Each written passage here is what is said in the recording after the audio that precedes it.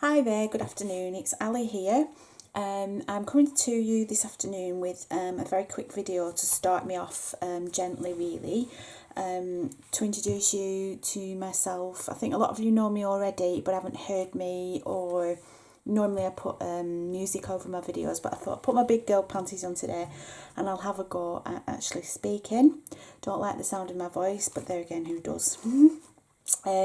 Last week I was really lucky to be invited to join the Pearlywinks design team, and I'm absolutely over the moon because the one thing that I really do love doing is getting inky and messy in my craft room. So just as I say, to start me off, just as a first video, I thought I'd sit down and put a quick card together, and then from next week, which is going to be starting the last week in September, I'm going to hopefully, well, I will be bringing more videos to you, doing different techniques using the Pearly inks, and I'll shut up now and I'll start showing you what I've done. So I'm going to recreate this background for the card onto here. I've just used some watercolour paper, but rather than using the textured side, I've turned it over. I'm going to use the smooth side, and I'm using a piece of bubble wrap, and that's what I've used to create the texture or the design on the back of here. So I've used, on this one I've used teal and hot pink and purple, and I'm going to change it up on this one. I'm going to use Dusky Plum, which is part of the Vintage Wink range, Aged Teal, which is also part of the Vintage Wink range, and Yellow. So here they are. Okie dokie. I'm going to give them all a good shake, and what I've found, rather than shaking them up and down, which tends to clog the tube, if you just shake them from side to side instead, or bang the bottle just to activate the bottom, the mica to go into the liquid, and that kind of works without clogging up the tube. You can see the mica on the bottom of there. Shake it or bang it off your hand, but rather than it going up and down, I've found personally, in my opinion, going from side to side works, and that's what I do. So there you go, the mica is released from the bottom and it's gone into the liquid. So first of all, I'm going to spray some yellow onto the bubble wrap, and literally I'm just using the bubble wrap like a stamp and transferring it onto the watercolour card. I'm not being precise about it in any way, shape or form. Okay, and I'm going to use the Dusky Plum. I love this colour. And again, just pop it over.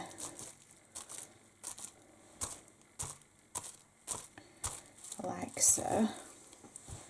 And just a little bit of the, whoops daisy, the teal.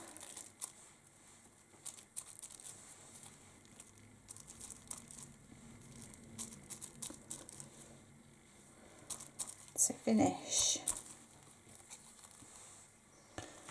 Okay, so I then let that dry off, but rather than having the heat gun in the background making a noise on the video, I'm just going to put that to one side and I'll continue working with this one that I made earlier. The last thing that I did was use a script stamp.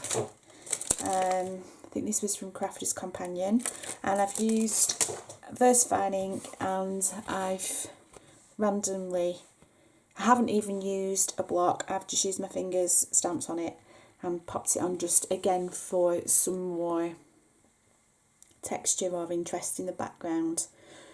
Okie dokie. So moving on, I've got some flowers that I want to make. I've got some here for this one. I've used the pumpkin orange, hot pink and yellow in the background on there. Literally, I'm just going to show you what I did. I've literally just sprayed these with the colours that I've, oops daisy, a bit too much perhaps. Okay. And again, I've just let those dry. Bear in mind, when they are drying, they do dry a lot lighter than what it looks like on here. So they dry at least half as light. So again, I don't want to be having the heat gun in the background on this particular video. So just leave those to one side to dry with the background of the other. And all I've done, that's the other thing as well, I don't waste anything. I have some spray off sheets of paper to the side of me, and whenever I have anything left, I soak it up onto the paper, and then that gives me something that I can play with later as a background. That's the beauty of using the inks, you really don't waste anything. So let's get rid of that. And I've got some left also on the bubble wrap paper, so I'm just going to pop that on as well. So no doubt in another video I'll be picking this out of the box and probably doing something with it for you for a tutorial. So it cleans it all up. And I've got a brilliant background there for something else later on. Also, what I've done with the flower dies, the what's left, the waste if you like, I always keep that as well, because I think that they make brilliant backgrounds too. So literally just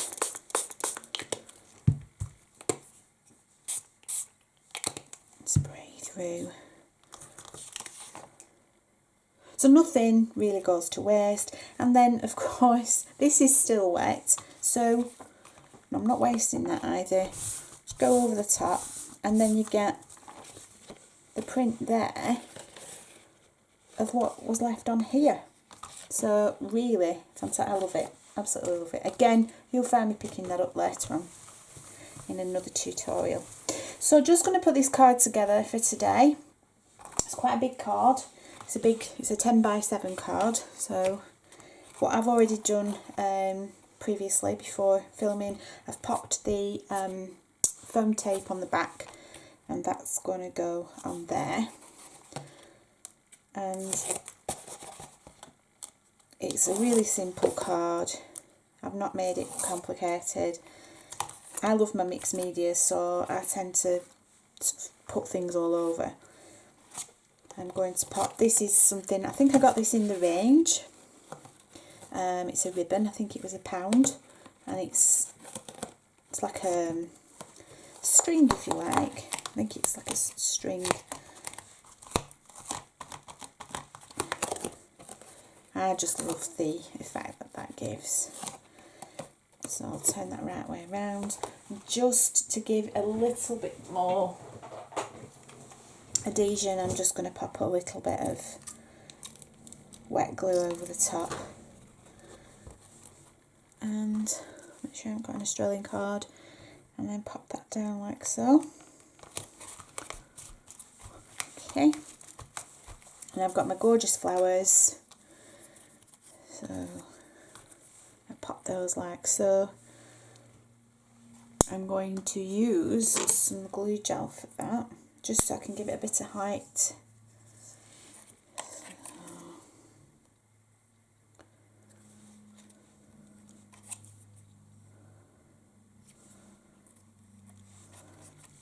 There we go.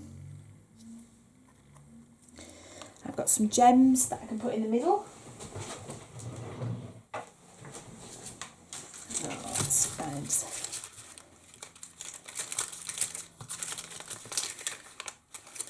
some beautiful gold gems here. Pop these on. Thanks, Daisy. And just lift your flower petals up to get, again, just to give some dimension to your card. And then I've got a sentiment. Now what I'm going to do with this, I'm just simply going to use a bit of black distress ink to edge it. It's just so that it's not all white and it gets lost then if it's... So then I'm going to pop some glue gel on there again, give it some height.